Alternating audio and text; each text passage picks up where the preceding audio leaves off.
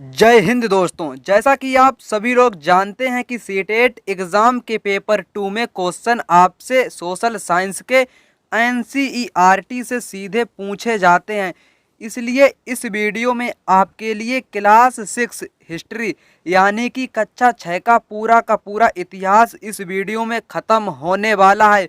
सभी चैप्टर का निचोड़ वीडियो लेकर आया हूं और इस वीडियो में आपके लिए क्वेश्चन प्रीवियस ईयर के भी सम्मिलित किए गए हैं, जिससे आपको अंदाजा लगेगा कि इतिहास से क्वेश्चन पिछले वर्ष किस प्रकार से पूछे जा रहे हैं। इसमें टॉप 70 क्वेश्चन देखेंगे। तो चलिए वीडियो को प्रारंभ करते हैं। क्वेश्चन नंबर 1 यहाँ पर दिया गया है कि गुप्त वंश का पहला शासक था समुद्रगुप्त, चंद्रगुप्त, कुमारगुप्त या ब्रह्मगुप्त। इसका जो राइट आंसर यहाँ पर हो जाएगा वो हो जाएगा यहाँ पर चंद्रगुप्त प्रथम। जो चंद्रगुप्त प्रथम था वो गुप्त वंश का पहला सम्राट या शासक था। अब बढ़ते हैं अगले क्वेश्चन की तरफ। क्वेश्चन नंबर आ चुका है यहाँ पर 2। इनाम गांव में पुरातत्वविदों को क्या मिला है?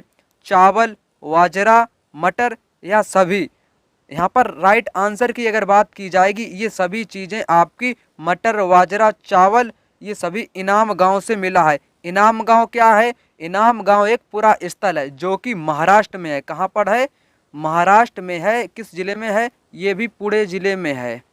तो अब बढ़ते हैं अगले क्वेश्चन की तरफ। क्वेश्चन नंबर यहाँ पर आ चुका है 3 कहता है कि मेघदूत के रचयिता कौन है? वेद व्यास, तुलसीदास, कालिदास या सूरदास। यहाँ पर राइट आंसर की अगर बात की जाएगी, जो मेघदूत के रचयिता हैं वो हो जाएंगे यहाँ पर कालिदास। कालिदास इसका राइट आंसर यहाँ पर हो जाएगा। बढ़ते हैं अगले क्वेश्चन की तरफ। क्वेश्चन नंबर आ चुका है यहाँ पर 4। आर्यों का युद्ध का देवता कौन था? सोम था, अग्नि था, वरुण था या इंद्र था। यहाँ पर राइट आंसर की अगर बात की जाएगी तो यहाँ पर राइट आंसर हो जाएगी, जो युद्ध का देवता था वो इंद्र था। अगर वर्षा की बात करें, वर्षा का देवता कौन था? वो भी आपका इंद्र था। क्वेश्चन नंबर 5 कहता है कि मगध राज्य किस नदी के दक्षिण में फैला है? गंगा नदी, सतलुज नदी, व्यास नदी या कावेरी नदी। इसका जो राइट आंसर होगा यहाँ पर हो जाएगा गंगा नदी। अक्सर आप पढ़ते होंगे कि मगध के विस्तार में गंगा नदी की बहुत ही ज़्यादा भूमिका रहती है, क्योंकि ये उपजाऊ क्षेत्र में गंगा बहती है और वहाँ की कृषि करने में भी सहायक थी, सिंचाई करने में भी सहायक थी। इसलिए मगध के विस्तार में गंगा का भी महत्वपूर्ण भूमिका है। तो देखते हैं अब अगले क्वेश्चन को। क्वेश्चन नंबर आ चुका है यहाँ पर 6। हर्षवर्धन को दक्कन की ओर आगे बढ़ने से रोका था? किसने रोका था? चंद्रगुप्त, समुद्रगुप्त, पुलकेशिन द्वितीय या रवि कीर्ति। तो यहाँ पर राइट आंसर की अगर बात की जाएगी तो जो हर्षवर्धन थे उनको आगे दक्कन की ओर रोकने का प्रयास किस शासक ने किया था? वो शासक का नाम था पुलकेशिन द्वितीय। कौन था? पुलकेशिन द्वितीय, जो कि एक चालुक्य राजा था। कौन था? चालुक्य राजा था पुलकेशिन द्वितीय। देखते हैं अब अगले क्वेश्चन को। क्वेश्चन नंबर आ चुका है यहाँ पर 7। चरक ने कौन सी पुस्तक लिखी? चरक दर्शन, चरक संहिता, चरकांक या उपयुक्त में से सभी। तो चरक थे। चरक कौन थे? चरक एक वैद्य थे। कौन थे? चरक एक वैद्य थे। तो उन्होंने जो पुस्तक लिखी है उसका नाम है चरक संहिता। क्या नाम है? चरक संहिता। देखते हैं अगले क्वेश्चन को। क्वेश्चन नंबर आ चुका है यहाँ पर 8। सांची का महान स्तूप कहाँ स्थित है? बिहार में है, मध्य प्रदेश में है या इलाहाबाद में है या उत्तर प्रदेश में है।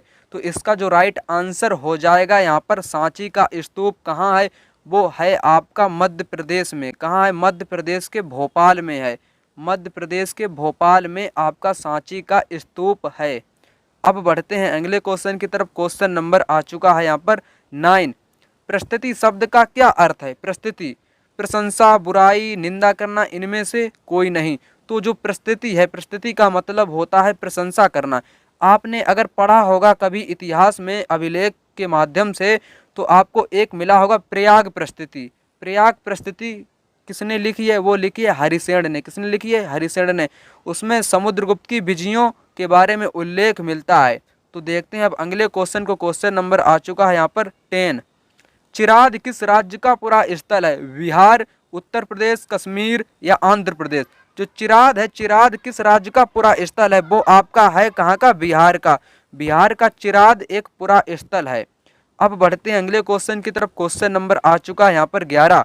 आर्यभट्ट द्वारा लिखी गई पुस्तक का नाम बताइएगा। आर्यभट्टियम, हर्षचरित, अभिज्ञान शाकुंतलम मणिमेखलई। तो यहाँ पर जो राइट आंसर आपका हो जाएगा आर्यभट्ट द्वारा जो लिखी गई पुस्तक है उसका नाम है आर्यभट्टियम। क्या नाम है? आर्य। क्वेश्चन की तरफ क्वेश्चन नंबर आ चुका है यहाँ पर 12।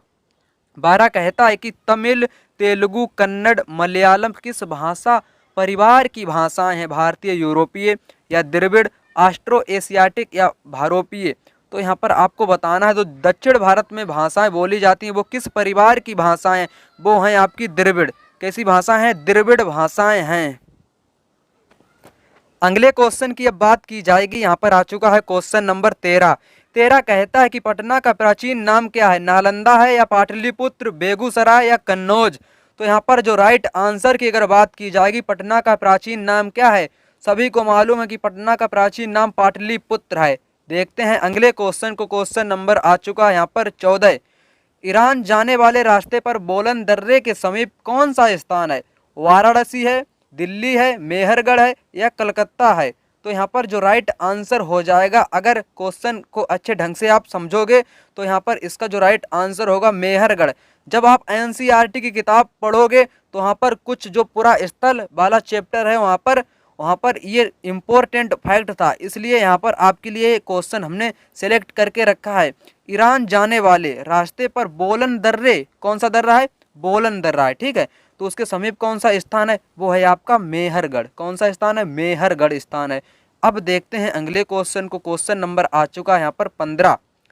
एक ही विशाल पहाड़ी को तराश कर बनाए गए मंदिर को क्या कहा जाता है? एकाश्म, एकाएक, एक मंदिर, द्विकाश्म? तो यहाँ पर राइट आंसर की अगर बात की जाएगी, पहाड़ी को तराश कर बनाए गए मंदिर को क्या कहा जाता है? उसको कहा जाता है एकाश्म। क्या कहा जाता है? एकाश्म कहा जाता है। अगला क्वेश्चन है यहाँ पर 16। शैल चित्र कहाँ मिले हैं? आपको बताना है जो शैल चित्र हैं कहाँ मिले थे। ये क्वेश्चन आपसे प्रीवियस ईयर के पेपर में पूछा गया है, मतलब कि पिछले वर्ष में पूछा गया है, लेकिन आपके लिए हमने यहाँ पर सिलेक्ट किया है जो कि इम्पोर्टेंट क्वेश्चन है। आपको यहाँ पर बताना है कि जो शैल चित्र हैं वो कहाँ से मिले हैं? मध्य प्रदेश या दक्षिण उत्तर प्रदेश की गुफाओं से, हरियाणा या हिमाचल प्रदेश की गुफाओं से, जम्मू पंजाब की गुफाओं से, इनमें से कोई नहीं। यहाँ पर राइट आंसर की अगर बात की जाएगी, जो शैल चित्र हैं वो आपके मध्य प्रदेश से भी मिले हैं और दक्षिणी उत्तर प्रदेश की गुफाओं से भी मिले हैं। अगर आपको उत्तर प्रदेश ऑप्शन में ना मिले तो आप मध्य प्रदेश टिक मारकर आ जाना, क्योंकि ज़्यादातर आपको मध्य प्रदेश ही राइट आंसर देखने को मिलेगा। तो बढ़ते हैं अब अगले क्वेश्चन की तरफ। क्वेश्चन नंबर आ चुका है यहाँ पर 17। 17 कहता है कि समुद्रगुप्त का दरबारी कवि कौन था? वाणभट्ट था, चाणक्य था, हरिसेन था या इनमें से कोई नहीं था? तो यहाँ पर जो आपका समुद्रगुप्त का दरबारी कवि था वो था यहाँ पर हरिसेन। कौन था? हरिसेन। हरिसेन ने किसकी रचना की थी? प्रयाग प्रस्तुति की। यहाँ पर नोट करिएगा, प्रयाग प्रस्तुति, जिसको अभी हम बता चुके हैं। प्रयाग प्रस्तुति की रचना किसने की थी? हरिसेन ने की थी। इसमें किसके बारे में उल्लेख मिलता है? इसमें समुद्रगुप्त की विजयों के बारे में उल्लेख मिलता है। जो प्रयाग है ये कहाँ पर है? आपका इलाहाबाद। इलाहाबाद का प्राचीन नाम और वर्तमान में नाम क्या है? प्रयागराज नाम है। या इसको कभी कहते हैं इलाहाबाद प्रस्तुति की रचना किसने की थी? हरिसेन ने की थी। या प्रयाग प्रस्तुति पूछ ले आपसे तो भी आपको बताना है कि हरिसेन ने की थी। हरिसेन किसका दरबारी कवि था? समुद्रगुप्त का दरबारी कवि था। नेक्स्ट क्वेश्चन नंबर आ चुका है यहाँ पर 18। चंद्रगुप्त प्रथम ने कौन सी पदवी धारण की थी? महाराजा, महाराजाधिराज, राजाधिराज, इनमें से कोई नहीं। तो आपको मालूम होना चाहिए जो चंद्रगुप्त प्रथम था वो गुप्त वंश का संस्थापक था। उसको कौन सी पदवी से धारण किया गया था? तो उसको महाराज धीराज की पदवी से धारण किया गया था। मतलब कि उसने कौन सी पदवी धारण की थी? महाराज धीराज की पदवी धारण की थी चंद्रगुप्त प्रथम ने, जो कि गुप्त वंश का पहला सम्राट था। नेक्स्ट क्वेश्चन नंबर आ चुका है यहाँ पर 19। किसके शासन में सबसे ज्यादा अभिलेख लिखे गए थे? अशोक के शासनकाल में, चंद्रगुप्त के, या कर्ण के, या हर्षवर्धन के? यहाँ पर राइट आंसर की अगर बात की जाएगी तो अशोक के शासनकाल में सर्वाधिक अभिलेख मिले हैं। सर्वाधिक अभिलेख किस शासनकाल के हैं? वो हैं आपके अशोक के शासनकाल के हैं। तो अब बढ़ते हैं अगले क्वेश्चन की तरफ। क्वेश्चन नंबर आ चुका है यहाँ पर 20। पुरुवंश की राजधानी थी कहाँ थी? प्रयाग थी, या हस्तिनापुर, उज्जैन, या तक्षशिला? तो जो पुरुवंश था उसकी जो राजधानी थी वो थी हस्तिनापुर। महाभारत काल में हस्तिनापुर नाम का उल्लेख मिलता है, तो वहीं पर हस्तिनापुर की राजधानी, मतलब कि जो पुरुवंश थी उसकी राजधानी हस्तिनापुर में थी। नेक्स्ट क्वेश्चन, क्वेश्चन नंबर आ चुका है यहाँ पर 21। मेहरगढ़ में किस प्रकार के घरों के अवशेष मिले हैं? मेहरगढ़ एक पुरा स्थल है, वहाँ यहाँ पर आपको बताना है वहाँ पर घरों के अवशेष भी मिले हैं। किस प्रकार के घर के अवशेष मिले हैं? चौकोर या चौकोर तथा आयताकार, गोलाकार तथा आयताकार, अर्धवृत्ताकार, इनमें से कोई नहीं। तो राइट आंसर की अगर बात की जाएगी, मेहरगढ़ में जो घर के अवशेष मिले हैं वो चौकोर हैं तथा आयताकार हैं। अब देखते हैं अगले क्वेश्चन को, क्वेश्चन नंबर आ चुका है यहाँ पर 22। वैदिक काल में लड़ाइयाँ किसके लिए लड़ी जाती थीं? अच्छे चरागाहों के लिए, पानी के स्रोत के लिए, लोगों को बंदी बनाने के लिए, उपरोक्त सभी। यहाँ पर तीनों ही ऑप्शन यहाँ पर राइट आंसर की बात करते हैं। वैदिक काल में लड़ाइयाँ इन्हीं कारणों से की जाती थीं। देखते हैं अगले क्वेश्चन को, क्वेश्चन नंबर यहाँ पर है 23। स्तूप के चारों ओर बना वृत्ताकार पथ क्या कहलाता है? प्रदक्षिणा पथ, प्रवेश पथ, वेदिका या तोरण? तोरण याद रखिए, प्रवेश द्वार को क्या कहा जाता है? तोरण कहा जाता है प्रवेश द्वार को। ठीक, तो यहाँ पर राइट आंसर की अगर बात की जाएगी, स्तूप के चारों ओर जो वृत्ताकार पथ होता है वो होता है प्रदक्षिणा पथ। ठीक, यहाँ पर राइट आंसर आपका हो जाएगा। नेक्स्ट क्वेश्चन, क्वेश्चन नंबर है यहाँ पर 24। निम्न में से कौन ऋग्वेद में वर्णित देवता नहीं है? नहीं है यहाँ पर बताना है। अग्नि का भी उल्लेख मिलता है, इंद्र का भी, सोम का, लेकिन ब्रह्मा का उल्लेख नहीं मिलता है। तो यहाँ पर ब्रह्मा इसका राइट आंसर हो जाएगा। नेक्स्ट क्वेश्चन, क्वेश्चन नंबर आ चुका है यहाँ पर पल्लवों की राजधानी थी। आपको बताना है पल्लवों की राजधानी कहाँ थी? ऐहोल, कन्नौज, थानेश्वर या कांचीपुरम? तो यहाँ पर जो राइट आंसर की बात की जाएगी, पल्लवों की जो राजधानी थी वो थी कांचीपुरम। कहाँ थी? कांचीपुरम। ऐहोल किसकी राजधानी थी? चालुक्यों की ऐहोल राजधानी थी। ठीक, कन्नौज, कन्नौज का नाम आपने सुना होगा। तो कन्नौज किस लिए प्रसिद्ध है? आपको मालूम होना चाहिए, कन्नौज को इत्र की नगरी भी कहते हैं। किसकी नगरी कहते हैं? इत्र की नगरी, मतलब कि परफ्यूम ऑफ सिटी के नाम से जाना जाता है आपका कन्नौज। थानेश्वर का पहला मतलब थानेश्वर जो है ये आपका हरियाणा क्षेत्र में पड़ता है। जो हर्षवर्धन थे उन्होंने इसकी राजधानी स्थानांतरित करके कन्नौज में लाए थे। ठीक है, तो कन्नौज का राजा एक था आपका जयचंद। ये भी बात आपको याद रखना है, इतिहास अगर पढ़ोगे आप। नेक्स्ट क्वेश्चन की बात करें, क्वेश्चन नंबर आ चुका है यहाँ पर 26। चालुक्यों की राजधानी थी थानेश्वर, ऐहोल, कन्नौज या पाटलिपुत्र? इसका आंसर आपको कमेंट बॉक्स में बताना है। इसके ऊपर अभी हमने आपको इसका राइट आंसर बता दिया है, इसलिए आपको इसका आंसर कमेंट बॉक्स में बताना है, चालुक्यों की राजधानी कहाँ थी। नेक्स्ट क्वेश्चन, क्वेश्चन नंबर आ चुका है यहाँ पर 27। मानव इतिहास की लगभग 99% कहानी किस काल में घटित हुई है? नवपाषाण काल में, मध्यपाषाण काल में, पुरापाषाण काल में, इनमें से कोई नहीं। तो जो 99% मानव इतिहास की जो कहानियाँ मतलब कि घटित हुई हैं वो किस काल में हुई हैं? वो आपकी हुई हैं पुरापाषाण काल में। किस काल में? पुरापाषाण काल में मानव इतिहास की लगभग 99% घटनाएं घटित हुई हैं। नेक्स्ट क्वेश्चन, क्वेश्चन नंबर आ चुका है यहाँ पर 28। भीमबेटका पुरा स्थल आधुनिक समय में कहाँ पर है? मध्य प्रदेश में है या राजस्थान, हरियाणा या उत्तर प्रदेश? जो भीमबेटका की गुफाएं हैं या पूरा स्थल है वो आपका है मध्य प्रदेश। कहाँ है? मध्य प्रदेश, एमपी। मध्य प्रदेश की राजधानी भोपाल में है। नेक्स्ट क्वेश्चन, क्वेश्चन नंबर आ चुका है यहाँ पर 29। कौशल की राजधानी बताओ, अयोध्या, कुरुक्षेत्र, आगरा या प्रयाग? जो कौशल था, कौशल की राजधानी आपकी थी अयोध्या। कहाँ थी? कौशल की राजधानी थी अयोध्या, जो महाजनपद काल की यहाँ पर बात हो रही है। ठीक, नेक्स्ट क्वेश्चन, क्वेश्चन नंबर आ चुका है यहाँ पर 30। होशंगीपुरा स्थल किस राज्य में है? गुजरात में है, कर्नाटक में है, मध्य प्रदेश में, हरियाणा में है? ये भी क्वेश्चन कई बार एग्जाम में देखने को मिलता है, मतलब कि पिछले वर्ष ये भी क्वेश्चन आपको एग्जाम में पूछा गया था। तो यहाँ पर राइट आंसर की अगर बात की जाएगी, होशंगी जो है पुरा स्थल वो आपका कर्नाटक में पड़ता है। कहाँ पड़ता है? कर्नाटक में पड़ता है। नेक्स्ट क्वेश्चन, क्वेश्चन नंबर आ चुका है यहाँ पर 31। कागज का आविष्कार चीन के किस व्यक्ति ने किया था? आपको बताना है जो कागज का आविष्कार हुआ है वो किस देश में हुआ है? वो चाइना में हुआ है, लेकिन किस व्यक्ति ने किया था? ये बात इंपॉर्टेंट है जो कि आपके एनसीईआरटी किताब में वर्णित की गई है। तो यहाँ पर बताना है बाईमून, काइलून, चांग साइकेक, पता नहीं क्या क्या इनके नाम हुआ करते हैं, माओ जेडांग। तो यहाँ पर राइट आंसर की अगर बात की जाएगी, जो कागज का आविष्कार चाइना के किस व्यक्ति ने किया था, उस व्यक्ति का नाम था काइलून। क्या नाम था? काइलून। क्वेश्चन नंबर 32 कहता है कि प्रसिद्ध खगोल शास्त्री आर्यभट्ट किसके दरबार में था? चंद्रगुप्त प्रथम, चंद्रगुप्त द्वितीय, समुद्रगुप्त या कुमारगुप्त? तो राइट आंसर की अगर बात की जाएगी, जो आपके खगोल शास्त्री आर्यभट्ट थे उनके द्वारा एक पुस्तक भी लिखी गई थी जिसका नाम है आर्यभट्टियम।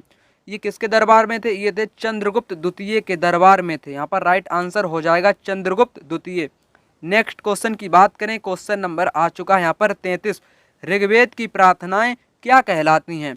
पंचतंत्र, सूक्त, विष या उपयुक्त में से सभी? तो इसका जो राइट आंसर होगा, जो ऋग्वेद काल में प्रार्थनाएं थी उनको क्या नाम से जाना जाता है? उनको जाना जाता है सूक्त के नाम से। ठीक, नेक्स्ट क्वेश्चन, क्वेश्चन नंबर आ चुका है यहाँ पर 34। 34 कहता है कि चंद्रगुप्त द्वितीय के दरबार में कौन सा प्रसिद्ध कवि था? कालिदास, तुलसीदास, कबीरदास या कौटिल्य? तो यहाँ पर राइट आंसर की अगर बात की जाएगी, जो चंद्रगुप्त द्वितीय के दरबार में प्रसिद्ध कवि की अगर बात करें तो कालिदास थे। कौन थे? कालिदास। इनके द्वारा मेघदूत, कौन सी पुस्तक? मेघदूत। मेघदूत भी लिखी गई है। अभिज्ञान शाकुंतलम भी इनके ही द्वारा लिखी गई है। और चंद्रगुप्त द्वितीय के दरबार में और आपके गणितज्ञ या खगोल शास्त्री कहें तो आर्यभट्ट भी रहते थे। जो कौटिल्य थे, कौटिल्य चंद्रगुप्त मौर्य के शासनकाल में थे। ठीक है, जो कि उनका प्रधान था और दरबारी कवि भी उनको कह सकते हैं। मतलब कि कौटिल्य द्वारा एक पुस्तक भी लिखी गई है जिसका नाम है अर्थशास्त्र। नेक्स्ट क्वेश्चन की अगर बात करें, क्वेश्चन नंबर आ चुका है यहाँ पर 35। 35 कहता है कि ऋग्वेद काल में जनता या पूरे समुदाय को क्या पुकारा जाता था या क्या कहा जाता था? दस्यु या दास, जन या विष, सूक्त, इनमें से कोई नहीं। आपको हम बता चुके हैं सूक्त क्या थे, जन या विष कहा जाता है। क्या कहा जाता है? ऋग्वेद काल में जनता या समुदाय को जन या विष कहा जाता है। राजन, राजा को कहा जाता है। नेक्स्ट क्वेश्चन आ चुका है यहाँ पर क्वेश्चन नंबर 36। तमिल महाकाव्य शिलप्पदिकारम किस कहानी है? मतलब कि किस की कहानी है? कन्नगी, कोवलम, दुष्यंत, ए बी दोनों? मतलब कि दोनों ही यहाँ पर राइट आंसर हो जाए। कन्नगी और कोवलन की कहानी है शिलप्पदिकारम, जो कि एक तमिल महाकाव्य है। नेक्स्ट क्वेश्चन की तरफ बढ़ते हैं। क्वेश्चन नंबर आ चुका है यहाँ पर 37। 37 कहता है कि गुपकराल किस राज्य में है? कश्मीर में, बिहार में, हरियाणा में या पंजाब में? गुपकराल आपका कहाँ है? ये है आपका कश्मीर में। कहाँ है? कश्मीर में है। Next question, question number 38। 38 कहता है कि अपने नाटकों में राज दरबार के जीवन के चित्रण के लिए प्रसिद्ध नाटककार कौन है? सूरदास, कालिदास, रविदास, नागार्जुन? तो यहाँ पर राइट आंसर की अगर बात की जाएगी, हमने अभी आपको यहाँ पर बताया था कालिदास। कालिदास किसके दरबारी कवि थे? चंद्रगुप्त द्वितीय के दरबारी कवि थे। चंद्रगुप्त द्वितीय था जो कि गुप्त वंश का शासक था। यहाँ पर वो उन्होंने कई पुस्तकें लिखी हैं जैसे मेघदूत, अभिज्ञान शाकुंतलम, और वो नाटककार भी थे। ठीक, तो बढ़ते हैं अगले क्वेश्चन की तरफ। क्वेश्चन नंबर यहाँ पर दिया गया है 39। दाओ जली हेडिंग किस नदी की घाटी में स्थित है? दाओ जली हेडिंग नदी किस घाटी में स्थित है? गंगा, ब्रह्मपुत्र, गंगा, नर्मदा, यमुना या ब्रह्मपुत्र? तो यहाँ पर राइट आंसर की अगर बात की जाएगी, दाओ जली जो हेडिंग नदी है वो ब्रह्मपुत्र नदी की घाटी में स्थित है। किसकी नदी की घाटी में अवस्थित है? वो है Brahmaputra. Next question, question number आ चुका है यहाँ पर 40। स्तूप का शाब्दिक अर्थ क्या होता है? स्तंभ, गुंबद, मंदिर या टीला? स्तूप का शाब्दिक अर्थ होता है टीला। क्या अर्थ होता है? टीला। नेक्स्ट क्वेश्चन, क्वेश्चन नंबर आ चुका है यहाँ पर 41। बुर्ज होम कश्मीर में किस प्रकार के निवास स्थान मिले हैं? बुर्ज होम जो कि एक पूरा स्थल है, कश्मीर में है, वहाँ पर किस प्रकार के निवास के स्थल मिले हैं यहाँ पर बताना है। पक्की ईंटों के, बांस के, जमीन के नीचे या सभी? गलत है यहाँ पर। तो जो बुर्ज होम कश्मीर में जो निवास के स्थल मिले हैं वो मिले हैं आपके ज़मीन के नीचे। कैसे स्थल मिले हैं? ज़मीन के नीचे के स्थल मिले हैं। नेक्स्ट क्वेश्चन, क्वेश्चन नंबर आ चुका है यहाँ पर 42। 42 कहता है कि चालुक्यों का राज्य किन दो नदियों के बीच स्थित था? कृष्णा, कावेरी, कृष्णा, तुंगभद्रा, गंगा, यमुना, यमुना तथा कावेरी? यहाँ पर जो चालुक्यों का राजवंश था वो दक्षिण में था, तो इस अनुसार आप इसका लगा सकते हैं कॉमन सेंस। तो यहाँ पर जो दो नदियाँ थी वो कौन थी? कृष्णा और तुंगभद्रा। कौन सी? कृष्णा और तुंगभद्रा यहाँ पर राइट आंसर हो जाएगा। नेक्स्ट क्वेश्चन, क्वेश्चन नंबर आ चुका है यहाँ पर 43। भारत में शुतुरमुर्ग किस युग में होते थे? मध्य पाषाण युग के दौरान, पूरा पाषाण युग के दौरान, लघु या इनमें से कोई नहीं? जो आपके शुतुरमुर्ग किस युग में होते थे भारत में? शुतुरमुर्ग तो आपको बताना, जो शुतुरमुर्ग थे वो किस युग में होते थे? वो थे आपके पूरा पाषाण युग में। कौन से काल में थे? पुरापाषाण युग में थे। नेक्स्ट क्वेश्चन, क्वेश्चन नंबर यहाँ पर आ चुका है 44। मंदिर का सभागार कहलाता है, क्या कहलाता है? मंडप, मंडप कहलाता है, और या गर्भगृह या मंजूषा? तो यहाँ पर राइट आंसर की अगर बात की जाएगी, मंदिर का जो सभागार होता है वो कहलाता है मंडप। मंडप यहाँ पर राइट आंसर हो जाएगा। बढ़ते हैं अगले क्वेश्चन की तरफ। क्वेश्चन नंबर आ चुका है यहाँ पर 45। चालुक्य नरेश पुलकेशिन द्वितीय का दरबारी कवि कौन था? अश्वघोष। यहाँ पर बात याद रखिए, जो अश्वघोष थे ये हर्षवर्धन के दरबारी कवि थे, जिन्होंने हर्षचरित की रचना की थी। बाणभट्ट, रवि कीर्ति, हरिसिण, हरिसिण जो थे वो समुद्रगुप्त के दरबारी कवि थे। यहाँ पर जो पुलकेशिन द्वितीय का जो दरबारी कवि था वो था रवि कीर्ति। कौन था? रवि कीर्ति था। नेक्स्ट क्वेश्चन, क्वेश्चन नंबर आ चुका है यहाँ पर 46। 46 कहता है कि मंदिर के जिस भाग में मुख्य देवी या देवता की मूर्ति रखी जाती है उसे क्या कहते हैं? तोरण, तोरण कहते हैं प्रवेश द्वार को। गर्भगृह या देवभूमि या प्रदक्षिणा गृह? प्रदक्षिणा कहते हैं जो चारों ओर मतलब कि चक्कर लगाने के लिए जो पथ बनाया जाता है उसको कहते हैं प्रदक्षिणा गृह। ठीक है, तो यहाँ पर आपसे पूछा गया जहाँ मूर्ति रखी जाती है देवी या देवता की उसको कहते हैं गर्भगृह। क्या कहते हैं? गर्भगृह कहते हैं। नेक्स्ट क्वेश्चन, क्वेश्चन नंबर यहाँ पर आ चुका है 47। इस्लाम धर्म के संस्थापक थे, इस्लाम धर्म के जो संस्थापक थे उनका नाम बताना है। ईसा मसीह, पैगंबर मोहम्मद, गौतम बुद्ध, महावीर? ठीक, तो यहाँ पर राइट आंसर की अगर बात की जाएगी, इस्लाम धर्म के संस्थापक थे पैगंबर मोहम्मद। ईसा मसीह थे ईसाई धर्म के संस्थापक, गौतम बुद्ध थे बुद्ध धर्म के, और महावीर जो स्वामी थे वो थे जैन धर्म के। ठीक, नेक्स्ट क्वेश्चन, क्वेश्चन नंबर आ चुका है यहाँ पर 48। ऐहोल का दुर्ग, ऐहोल का दुर्गा मंदिर लगभग कितने साल पहले बनाया गया था? ऐहोल में एक दुर्गा मंदिर है जो कि अत्यंत प्राचीन है। ठीक है, तो उसको कितने वर्ष पहले बनाया गया था? वो बनाया गया था 14 साल पहले। कितने साल पहले? 14 साल पहले बनाया गया था। नेक्स्ट क्वेश्चन, क्वेश्चन नंबर आ चुका है यहाँ पर 49। मथुरा के अभिलेखों में किनका उल्लेख मिलता है? सुनारों का, बुनकरों और लोहारों का, टोकरी व माला बनाने वालों का, या उपयुक्त में से सभी? जो आपका मथुरा का अभिलेख है, ठीक है, उनमें इन सभी का उल्लेख मिलता है। सुनारों का भी, बुनकरों का भी, लोहारों का भी, टोकरी व माला बनाने वालों का भी उल्लेख मिलता है। नेक्स्ट क्वेश्चन, क्वेश्चन नंबर आ चुका है यहाँ पर 25। 25 कहता है कि सबसे पुराने सिक्कों को किस नाम से जाना जाता था या क्या कहा जाता था? आहत सिक्के, चांदी के सिक्के, सोना के सिक्के, या उपयुक्त में से सभी? तो राइट आंसर की अगर बात की जाएगी, जो पुराने सिक्के थे उनको आहत सिक्के भी कहा जाता था। नेक्स्ट क्वेश्चन, क्वेश्चन नंबर आ चुका है यहाँ पर 51। तमिल की प्राचीनतम रचनाएं कहलाती थीं? संगम साहित्य, वैदिक साहित्य, जैन साहित्य, बौद्ध साहित्य? तो यहाँ पर राइट आंसर आपका हो जाएगा यहाँ पर संगम साहित्य। क्या होगा? संगम साहित्य प्राचीनतम तमिल की रचनाएं कहलाती थीं। नेक्स्ट क्वेश्चन, क्वेश्चन नंबर आ चुका है यहाँ पर 52। महापाषाण काल में उत्तर भारत में कपड़ा का मुख्य केंद्र था, उत्पादन का जो मुख्य केंद्र था उसका नाम बताना है आपको। पटना, मथुरा, वाराणसी, या इलाहाबाद? जो आपका था वाराणसी, ठीक है, जिसको बनारस भी कहते हैं, ठीक है ना। तो वहाँ पर भारत में कपड़ा उत्पादन का एक मुख्य केंद्र था महापाषाण काल में। किस काल में? महापाषाण काल में। नेक्स्ट क्वेश्चन, क्वेश्चन नंबर आ चुका है यहाँ पर 53। 53 क्या है कि अशोक ने किस धर्म का पालन करने को कहा? धम्म का, हिंदू का, मुस्लिम का, ईसाई का? तो यहाँ पर राइट आंसर की अगर बात की जाएगी, अशोक ने जो धर्म अपनाया था वो अपनाया था धम्म नीति अपनाई थी। धम्म में क्या था कि बड़ों के प्रति आदर सम्मान, ठीक है, तो इस प्रकार से उन्होंने धम्म को अपनाया था। नेक्स्ट क्वेश्चन की बात करें, क्वेश्चन नंबर आ चुका है यहाँ पर 54। चंद्रगुप्त की किस शासक ने मौर्य शासन की स्थापना में सहायता की थी? जो मौर्य साम्राज्य था उसकी स्थापना में किसने सहायता की थी? चंद्रगुप्त की। अशोक ने, कौटिल्य ने, घनानंद ने, या बाणभट्ट ने? यहाँ पर राइट आंसर आपका हो जाएगा कौटिल्य ने ही चंद्रगुप्त जो मौर्य था उसको मौर्य वंश की स्थापना करने में सहायता प्रदान की थी। जो कौटिल्य था उनके द्वारा एक पुस्तक लिखी गई है जिसका नाम है अर्थशास्त्र। क्या नाम है? अर्थशास्त्र। उस पुस्तक का नाम है अर्थशास्त्र है, लेकिन इसका संबंध राजनीति से है। किसके साथ संबंध है? राजनीति से इसका संबंध है। नेक्स्ट क्वेश्चन, क्वेश्चन नंबर आ चुका है यहाँ पर 55।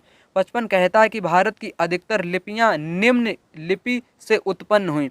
रोमन से, पाली से, ब्राह्मी से, या देवनागरी से? जो भारत की अधिकतर लिपियां हैं वो ब्राह्मी लिपि से उत्पन्न हुई हैं। किस लिपि से उत्पन्न हुई है? ब्राह्मी लिपि को अंग्रेज अधिकारी ने पढ़ा था, उसका नाम है जेम्स प्रिंसेप। क्या नाम है उसका? नाम आप याद रखिएगा, जेम्स प्रिंसेप। ठीक, प्रिंसेप। इस प्रकार से जेम्स प्रिंसेप कब पढ़ा था? 1838 या 37 में। कहीं कहीं पर आपको 37 मिलेगा और कहीं कहीं पर आपको 38 भी मिल जाएगा देखने को। तो यहाँ पर राइट आंसर हो जाएगा ब्राह्मी, जिसको जेम्स प्रिंसेप ने पढ़ा था 1838 या 1837 में पढ़ा था।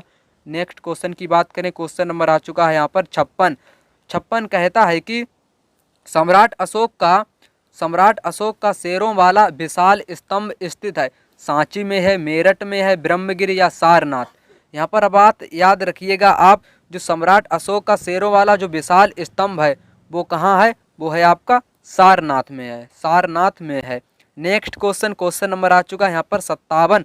अशोक द्वारा लड़ा गया युद्ध जिसमें भीषण खून खराबा हुआ था, तालीकोटा का युद्ध है या कलिंग का युद्ध है या पाटलिपुत्र का युद्ध, इनमें से कोई नहीं। तो यहाँ पर राइट आंसर आपका हो जाएगा कलिंग का युद्ध।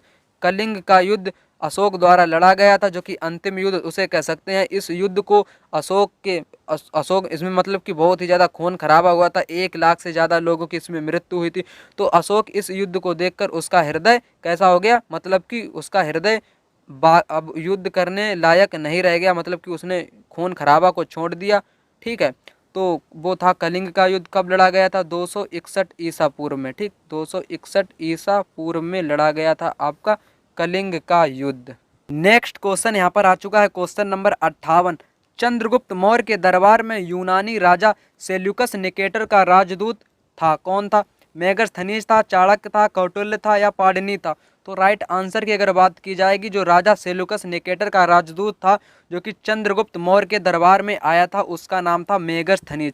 क्या नाम था? मेगस्थनीज, जो कि एक इतिहासकार था। उसने कौन सी पुस्तक लिखी थी? इंडिका उसने पुस्तक लिखी थी। कौन सी पुस्तक लिखी थी?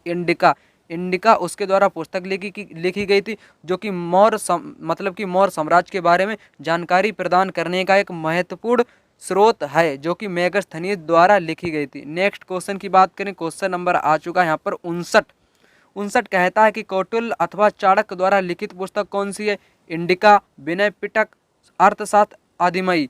तो इसका जो राइट आंसर होगा यहाँ पर क्या होगा? अर्थशास्त्र। जो कौटिल्य या चाणक्य द्वारा जो पुस्तक लिखी गई अर्थशास्त्र है, उसका संबंध लेकिन राजनीति से है। नेक्स्ट क्वेश्चन नंबर आ चुका है यहाँ पर 60 कहता है कि चंद्रगुप्त मौर्य के पुत्र व अशोक के पिता का नाम क्या था? चंद्रगुप्त मौर्य के जो पुत्र थे उसका नाम था बिंदुसार, और जो अशोक के पिता थे उनका भी नाम था यहाँ पर बिंदुसार। नेक्स्ट क्वेश्चन की बात करें, क्वेश्चन नंबर आ चुका है यहाँ पर 61 कहता है कि महावीर स्वामी का बचपन का नाम क्या था? सिद्धार्थ था, वर्धमान था, बुद्ध था, इनमें से कोई नहीं।